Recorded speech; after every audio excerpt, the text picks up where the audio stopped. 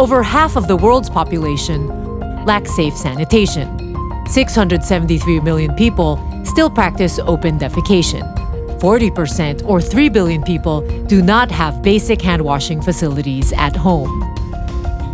Good hygiene and sanitation practices are crucial to preventing the spread of disease, and the COVID-19 pandemic has underscored the urgent need for adequate access to water and sanitation. Numerous studies have demonstrated the positive impact of sanitation on health, education, employment, and the environment. Because of the strong connection between sanitation, health, and prosperity, many organizations, from governments to NGOs to the private sector, are doing all that they can to get safe, hygienic, and private sanitation facilities to vulnerable communities around the world. But these efforts do not always translate to adoption and sustained use. It has to be a combination of several things, from financing, people don't have enough money, or either the government, or even to make sure people actually use, for example, toilets. It's going to take time before they can actually understand that it's useful, and they actually lose, in some sense, the fear to use these new devices. In some sense, the private sector has to create their own demands. They have to make sure that people desire, to some extent, buy these toilets. Given all the barriers to adoption and sustained use, how should we approach policy design and implementation? How can we generate the demand for and sustained use of sanitation facilities? To change behaviors relating to bodily functions, activities that, while private, also have public impacts, you need to understand their motivations. How can we increase adoption and usage of sanitation behaviors for different people, whether they're children, girls versus boys, adults at home, so in the household versus at work? What are the underlying factors that might be motivating these children, right? If something that really will motivate children is privacy and safety are central concerns. You provide sex-specific latrines where they're enclosed that signals that this is a safer environment. Whereas younger children actually benefit substantially from sanitation facilities, but it doesn't seem to matter as much whether it's a shared facility or if it's a separate facility for girls versus boys. There's this notion of scarce resources. And so if we can understand what is driving people's decision-making, and what is actually going to motivate them, then we can actually allocate our scarce resources accordingly. But that's only the beginning. To maximize the impact of a policy or program, you need to identify the social influencers in a community. Social norms matter, right? That my behavior affects everybody else's behavior affects me. And so I think it's important for us to note that across different sectors, we've seen this as a powerful mechanism. And how do we go back and design interventions that take advantage of that leverages the importance of social norms and people's decisions being interlinked with each other, right? In order to promote products, behaviors, technologies like masks, like improved sanitation, etc., right? That takes advantage of the fact that people are being influenced by each other. Understanding their motivations, working with social influencers, and conducting information and education campaigns can help you design and implement better policies and programs for sanitation in a community. The proof is in the pudding. Dr. Emily Paktigian of Penn State University shares the results of 2 studies examining the mechanisms of rural latrine adoption and use in India.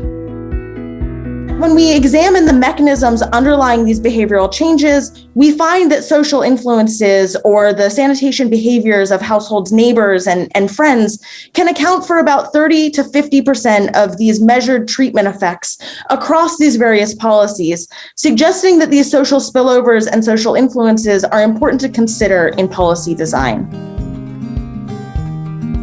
It's not enough to get community members sold on the idea of using sanitation facilities.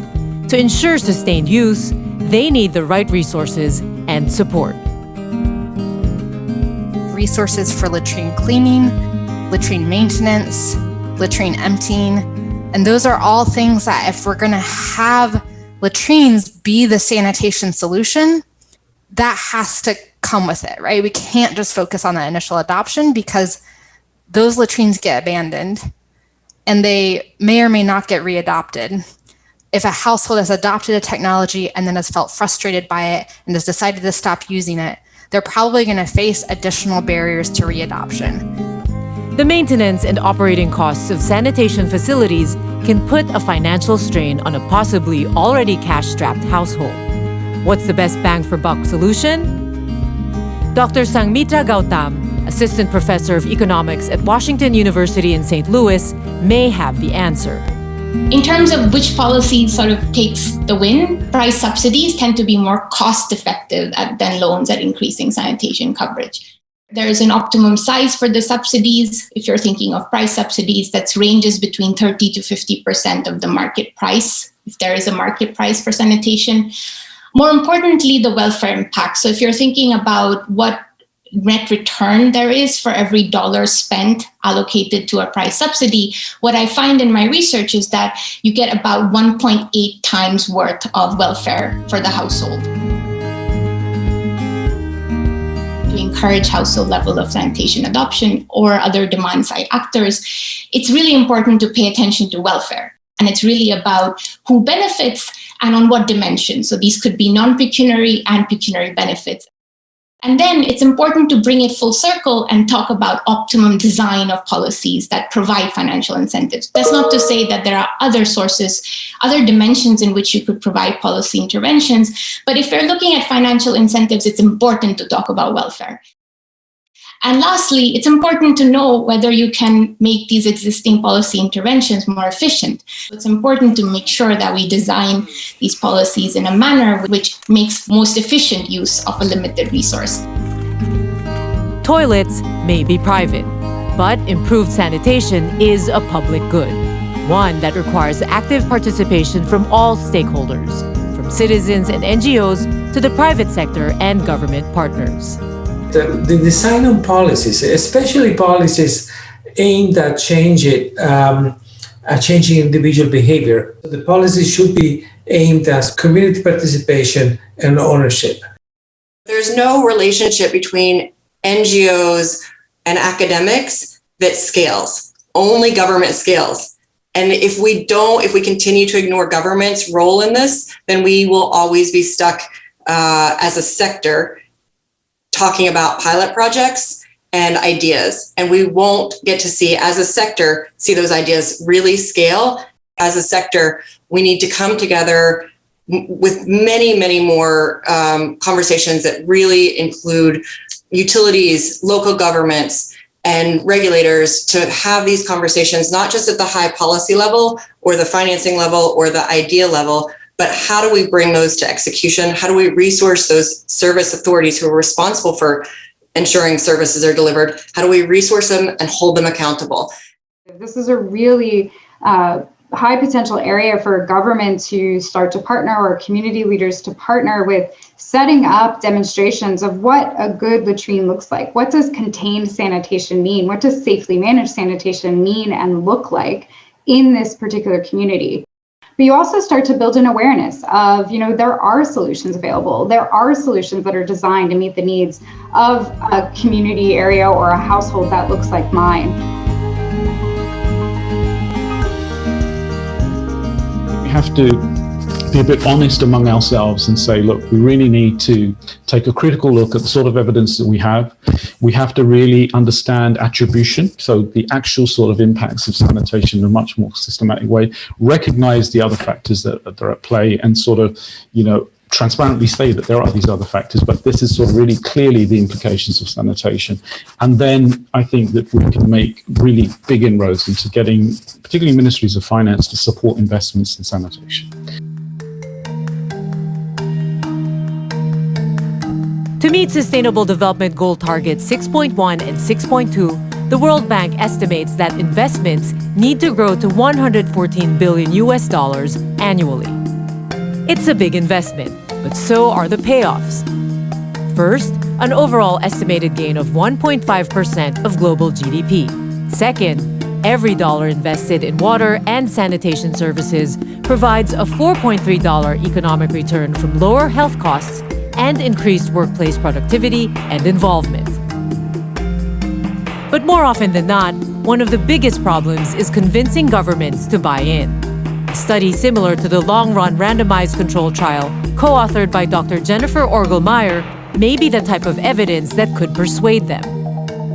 Spanning 10 years in rural Odisha, India, the study sought to explore the extent to which access to an improved sanitation environment in early childhood affects long-term human capital development. And to measure cognitive development, we used a tool called the Raven's Colored Progressive Matrix. This is a widely used tool in psychology, but also used in other economic studies, and has been shown to be a very good measure of analytic ability, and also to be really, really correlated with future earnings. Households that belonged to the villages that received that treatment to increase sanitation coverage, their children 10 years later are scoring much higher on this cognitive test.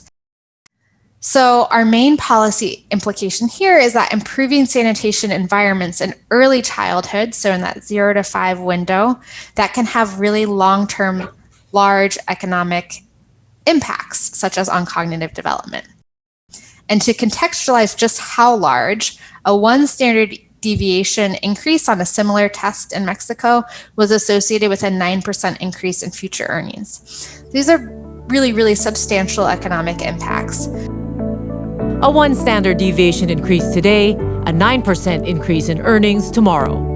$1 spent on water and sanitation now, $4.3 in economic returns in the succeeding years. An investment in sanitation enables progress in every facet of our lives, from health and the environment to education, gender equality, and industry. This is why we need to design and implement policies that persuade, support, and include all stakeholders, that are backed by data that measures and evaluates the profound impact that sanitation has on health and prosperity. Ultimately, these small steps towards better sanitation, one toilet at a time, will make a profound impact on every developing community, be it in gender equality, education, health, or economic well-being.